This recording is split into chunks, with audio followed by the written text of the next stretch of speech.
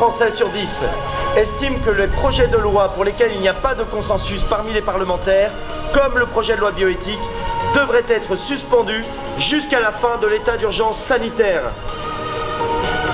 Mesdames et messieurs les parlementaires, écoutez les Français. Macron, ta loi, on en fait pas. Macron, ta loi, on en fait pas.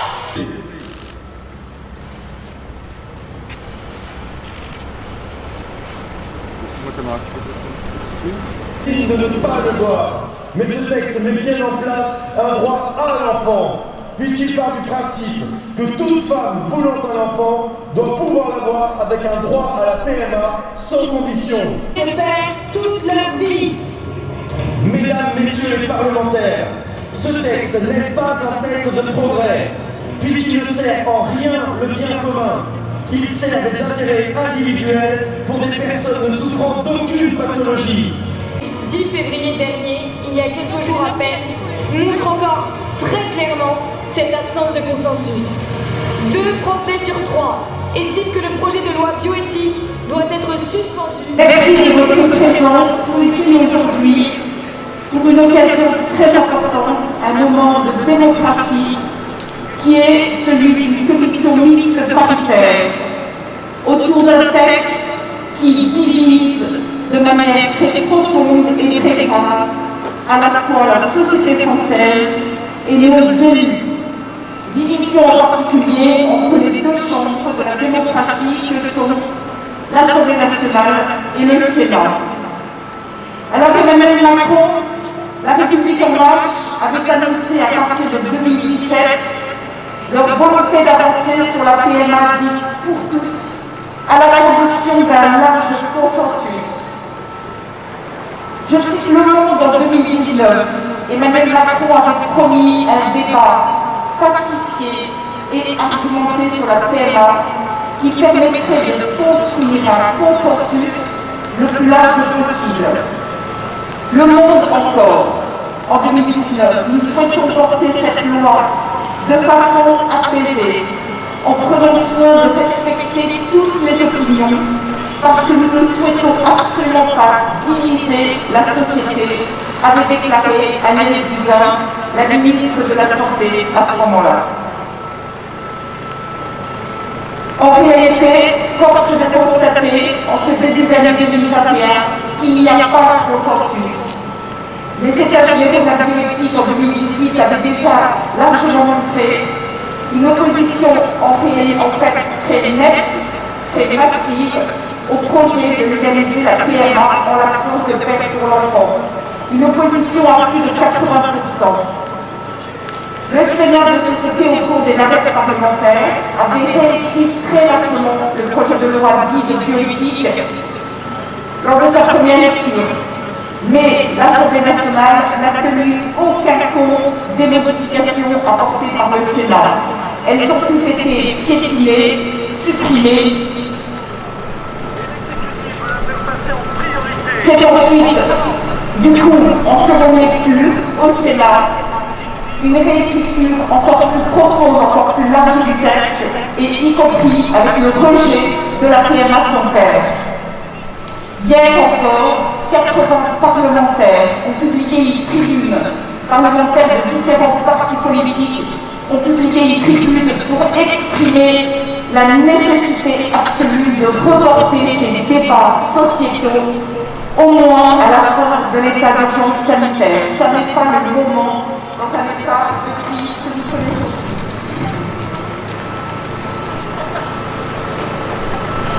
J'ajoute que l'opposition s'est aussi très fortement exprimée du côté des scientifiques.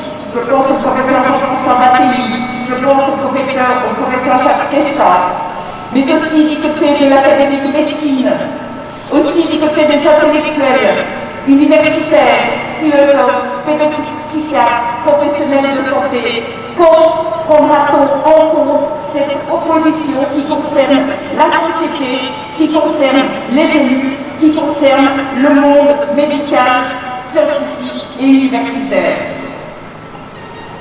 Il est temps de retrouver les chemins du consensus, soit en retirant ce projet de loi de bioéthique, soit en supprimant les mesures les plus polémiques telles que la PMA sans père, les embryons chimériques et transgéniques, l'interruption de grossesse pour détresse psychosociale jusqu'à 9 mois.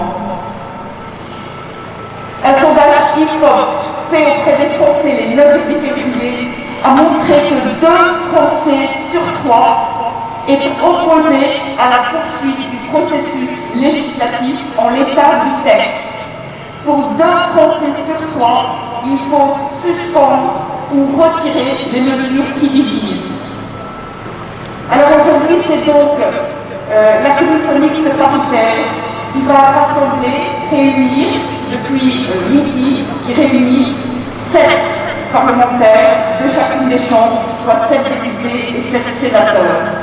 Mais les divisions évidentes font visiblement et très probablement de cette CMP un échec annoncé. Alors aujourd'hui, les Mariannes sont ici pour rappeler que la République est une et indivisible. On ne peut pas fracturer la France, on ne peut pas diviser la France, et en particulier dans un moment de crise qui nécessite d'être rassemblés et d'être dans l'unité, comme le rappelle Emmanuel Macron lui-même régulièrement. Cette opération SOS Consensus est donc un appel à la raison, à la sagesse et à cette nécessité absolue de respecter et d'entendre les Français. Nous saurons dans quelques minutes ou dans quelques heures ce qu'il en est de l'issue de cette commission mixte paritaire. Si elle est un échec, cela veut dire que la navette parlementaire entre l'Assemblée nationale et le Sénat va reprendre son cours. Les députés et les sénateurs ont d'autres priorités. L'exécutif a des urgences qu'il doit impérativement traiter. Notre message est donc clair et nous le portons au nom de très nombreux Français et représentants des Français. Stop à ce projet de loi de bioéthique. Merci de votre écoute. Je suis bien entendu à votre disposition pour d'éventuelles questions. Ont rejeté, supprimé la PMA sans père du texte, tout comme ils ont supprimé l'autoconservation des gamètes sans motif médical du texte, et d'autres mesures qui, sur les plans humains et sur le plan éthique, sont inacceptables. Nous arrivons à ce qu'on appelle la petite loi. La commission mixte paritaire, elle est supposée travailler à partir de ce texte dit de la petite loi, et il paraît raisonnable. Malheureusement, nous craignons beaucoup que les députés ne veuillent pas l'entendre, et on voit bien dans ces désaccords qu'il y a sur le fond du texte qu'il y a aussi un certain mépris des députés à l'égard des sénateurs, et ça, du point de vue de la démocratie, c'est très gênant aussi. Extrêmement problématique, d'abord l'injustice immense pour l'enfant dans le cadre d'une PMA en l'absence de père, l'injustice immense de lui imposer pour toute sa vie l'absence de père. À l'évidence, un père, c'est important dans la vie d'un enfant. Nous sommes tous nés d'un homme et d'une femme et nous avons tous besoin de les connaître. C'est d'ailleurs l'un des droits de l'enfant, dans la mesure du possible, de connaître ceux dont il est né et qui lui ont donné la vie. C'est tout simple. Et puis, il y a aussi dans ce projet de loi la possibilité de l'autoconservation des gamètes sans motif médical, avec l'objectif de faire une PMA plus tard. Et cela veut dire en réalité qu'on soumettra les femmes à une nouvelle forme de pression, puisqu'évidemment les employeurs auront beau jeu de sous-entendre et de bien faire comprendre que là, à 25 ans ou 30 ans, ce n'est pas le moment d'une maternité, puisque madame pourra avoir plus tard avec l'autoconservation des gamètes. Mais plus tard, l'illusion est immense parce que le taux d'échec des PMA, d'autant plus si elles sont tardives, est très élevé.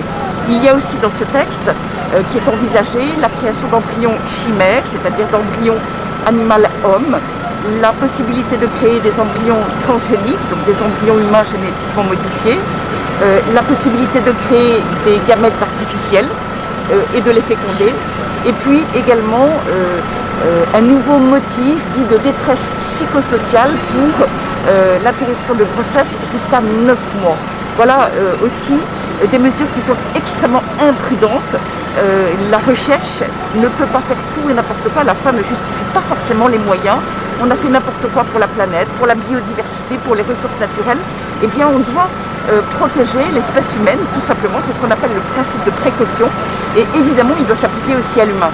Et quant à cette question de l'interruption médicale de grossesse à 9 mois, eh bien, c'est tout simplement inhumain et c'est dénoncé aussi par de nombreuses personnalités de tous horizons philosophiques et politiques. Véritablement, ces mesures ne sont pas des mesures qui sont respectueuses des générations à venir et qui n'augurent pas du mieux pour le monde de demain. Je les ai mentionnées parce qu'elles sont le symbole de notre pays et en cela nous sommes très fiers bien sûr de ces Marianne. Elles sont aussi le symbole de la jeunesse. Mais j'insisterai aussi en particulier aujourd'hui sur la question de la République, une et indivisible. Ce projet de loi sociétal, parce que la vérité c'est que c'est un projet de loi dit bioéthique, alors d'abord il n'est ni bio ni éthique, mais en plus c'est un projet de loi sociétal, eh bien fracture, divise notre pays. Et il est extrêmement malsain de diviser la population, de diviser les élus. Cela pose question non seulement sur le fond, mais aussi du point de vue politique et du point de vue de la démocratie. C'est dangereux, et en particulier dans le contexte actuel. Macron, ta loi, on n'en veut pas. Macron, ta loi, on n'en veut pas. Macron, ta loi, on n'en veut pas. Politique est déjà terminée. Il est 22h22, elle aura duré une vingtaine de minutes. Elle est terminée, elle est non conclusive. Il n'y a pas d'accord entre le Sénat et l'Assemblée nationale. Les divisions et les fractures se confirment donc, et il n'y a plus urgence, il n'y a pas d'urgence absolue, est au retrait de ce projet de loi de bioéthique, que l'exécutif et les parlementaires sortent de ce débat de société pour le moment et se préoccupent uniquement des urgences qui concernent toute la population française. Les Français souffrent en ce moment. Il est temps de mettre un terme à ce débat. Et comme vous le voyez derrière moi, 69% des Français, 2 sur 3, réclament, comme nous, la suspension de ce projet de loi ou à minima le retrait des mesures qui divisent. Je pense, j'espère que des membres de la commission mixte paritaire vont pouvoir nous rejoindre dans quelques instants. Ils étaient dans la réunion et pourront vous en dire plus. Et donc j'espère que nous allons voir arriver certains des députés et qui sait peut-être sénateurs. Donc quelques minutes d'attente avant d'avoir confirmation. Bien, merci beaucoup Madame la Présidente. D'abord, je voudrais du coup vous donner cette information qui, je sors à l'instant de la commission mixte paritaire. Celle-ci vient d'acter un désaccord entre le Sénat et l'Assemblée nationale. Donc ce texte, pour le moment, évidemment, n'est pas adopté. En quelque sorte, c'est une bonne nouvelle, parce que ça permet d'abord de dire que l'on voit bien que ce sujet n'est absolument pas consensuel dans notre pays, et de loin. Le fait que les deux assemblées n'aient pas pu tomber d'accord montre bien que c'est un sujet extrêmement clivant, et je me suis permis de prendre la parole pour indiquer tout simplement la chose suivante, c'est qu'il n'est pas possible de débattre d'un tel sujet pendant que nous sommes en état d'urgence sanitaire. Les conditions normales d'un débat ne sont absolument pas réunies. Nous sommes à un moment où plus que jamais notre pays doit être rassemblé. Et pour le rassembler, il faut éviter des sujets qui clivent. Et là, nous avons un sujet qui est non seulement clivant, mais qui comporte, de par le texte, des évolutions anthropologiques majeures, raison pour laquelle nous considérons qu'il est hors de question de débattre plus avant de ces questions avant d'arriver finalement à un état apaisé et normal. Je vous remercie. Quel est l'avenir du texte? C'est très simple. À partir du moment où cette commission mixte paritaire n'est pas conclusive, eh bien le texte tel qu'issu du Sénat va repartir pour potentiellement une nouvelle discussion à l'Assemblée nationale. Et c'est la raison pour laquelle nous disons que pour le moment, on ne peut pas procéder à une telle discussion. Regardez comment ça s'est passé l'an dernier, où finalement le texte a été débattu de surcroît à l'Assemblée nationale en temps programmé, c'est-à-dire avec une limitation des temps de parole. Tout ceci fin juillet. Nous considérons que désormais ce texte ne pourra être débattu que lorsque nous arriverons je dirais, à une fin de l'état d'urgence sanitaire. Mais je fais partie de ceux qui considèrent que ce texte comporte des lignes rouges majeures et c'est la raison pour laquelle je m'y oppose. Eh bien, ces lignes rouges, d'abord, elles concernent la question de la filiation. Donc ça, c'est une première question. Mais je ne veux surtout pas m'arrêter à cela. Je fais partie de ceux qui ont travaillé aussi sur l'ensemble des questions de nature bioéthique. C'est la question de la frontière animal-homme, ce qu'on appelle les chimères. C'est aussi les modalités de recherche sur les cellules souches embryonnaires humaines. Enfin, on voit bien qu'il y a en réalité dans ce texte une volonté de transgresser des choses qui justement faisaient aussi les marqueurs de la France, c'est-à-dire que la France internationalement a toujours été citée en exemple comme étant très respectueuse d'un certain nombre de critères éthiques et aujourd'hui nous considérons que si nous ne prenons pas le temps d'étudier cela sous tous ces aspects, nous courons à des risques énormes et on le voit. Regardez par exemple les questions aussi de séquençage, au-delà des séquençages d'ADN, les modalités de recours à certaines technologies comme le fameux CRISPR-Cas9, on voit bien qu'à travers cela, ces fameux ciseaux moléculaires peuvent déboucher en Chine sur des choses qui sont assez terrifiantes quant au patrimoine génétique de l'humanité, je pèse mes mots. Et donc ce sont quand même des choses qu'il faut réfléchir un petit peu et ne pas y aller simplement en disant la technologie le permet. Il faut vraiment se poser les questions, est-ce que tout ce que la technologie permet, est-ce que la science et l'être humain doivent le faire? Je pense que non. J'ai vraiment du mal à comprendre pourquoi le gouvernement s'obstine. Je pense que sans doute l'année dernière, il a été poussé par des groupes de pression. Il faut espérer qu'aujourd'hui, en raison de l'état sanitaire, le gouvernement saura entendre raison sur ces questions.